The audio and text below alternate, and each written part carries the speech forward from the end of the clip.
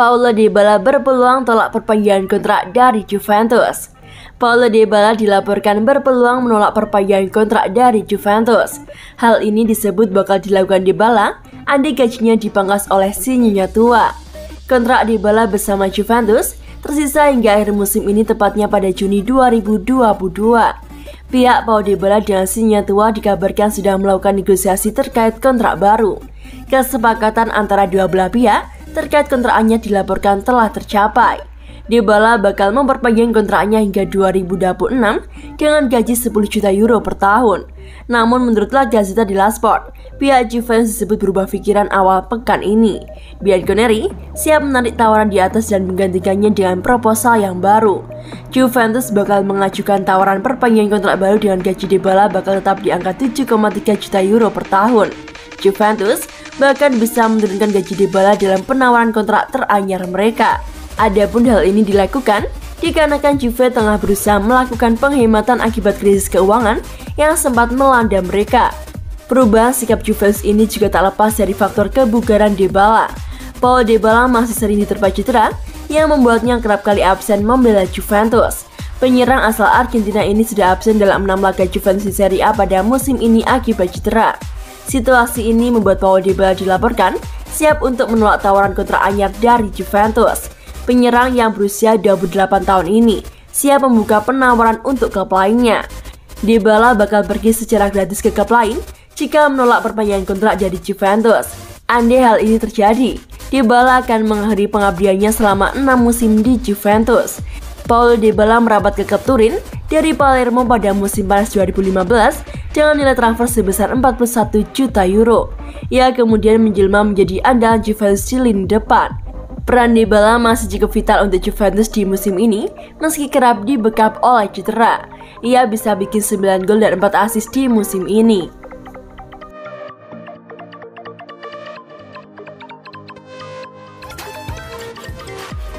Dari pelarian dari Arsenal, Aubameyang berlabuh ke Juventus. Raksasa Serie A Juventus dikabarkan bisa menjadi pelabuhan baru bagi karir Aubameyang yang masa depannya tengah tidak menentu di Arsenal. Sebelumnya Aubameyang diasingkan dari skuad Arsenal dikarenakan serangkaian pelanggaran indisipliner yang ia lakukan. Bahkan, ban kapten pun dicopot dari lengannya. Aubameyang telah kembali ke London setelah pergi menengok ibunya di Prancis. Pelanggaran ini sudah yang kesekian kalinya dilakukan oleh penyerang internasional Gabon tersebut. Aubameyang pun kabarnya siap hengkang dari Emirates Stadium pada Januari ini, dan sejumlah kandidat tujuan Aubameyang berikutnya sempat muncul di media. Kini seperti yang dilansir dari Tutto Mercato Web, Juventus rupanya ikut memantau situasi Aubameyang di Arsenal. Bahkan Bianconeri menjadikan Aubameyang sebagai target utama mereka. Selain Aubameyang, Juventus kabarnya juga berminat merekrut Memphis Depay dari Barcelona atau Mauro Icardi dari PSG. Juventus sangat serius mencari penyerang baru pada Januari ini, menyusul kepastian bakal absennya sang bintang Federico Chiesa untuk jangka waktu yang lama.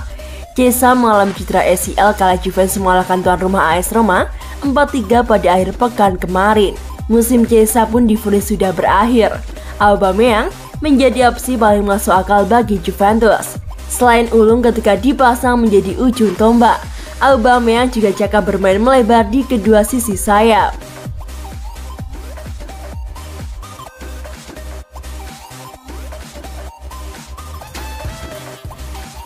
Nganggur di Juventus, Aaron Ramsey raih gelar pemain paling flop di Serie A. Gelandang Juventus Aaron Ramsey dianugerahi gelar Calcio Bidone sebagai pemain paling flop di Serie A edisi 2021. Bidone sendiri memiliki arti pemain yang layak ditaruh di tempat sampah.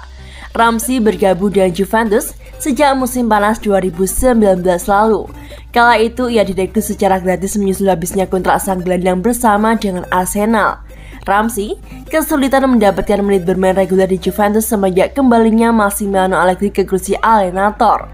Musim ini ia tercatat baru bermain total selama 112 menit. Dalam polling yang dilakukan Calcio Bidone, Ramsey menduduki posisi puncak dengan meraih 2.686 vote. Ia unggul tipis dari penyerang Lazio Vedat yang meraih 2.567 vote. Vedat Muriqi didatangkan Lazio dari Fenerbahce pada September 2020 lalu dengan biaya senilai 20 juta euro. Sayang, pemain internasional Kosovo itu gagal memenuhi ekspektasi.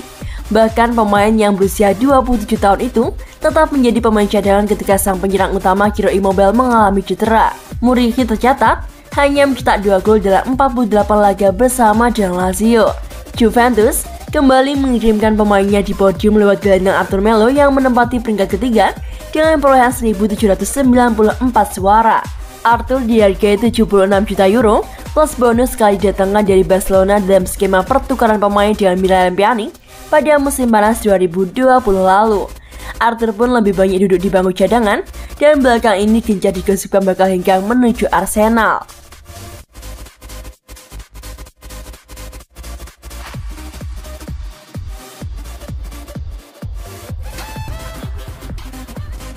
Ditinggal gelandangnya ke Arsenal, Juventus buru bintang terlupakan Chelsea.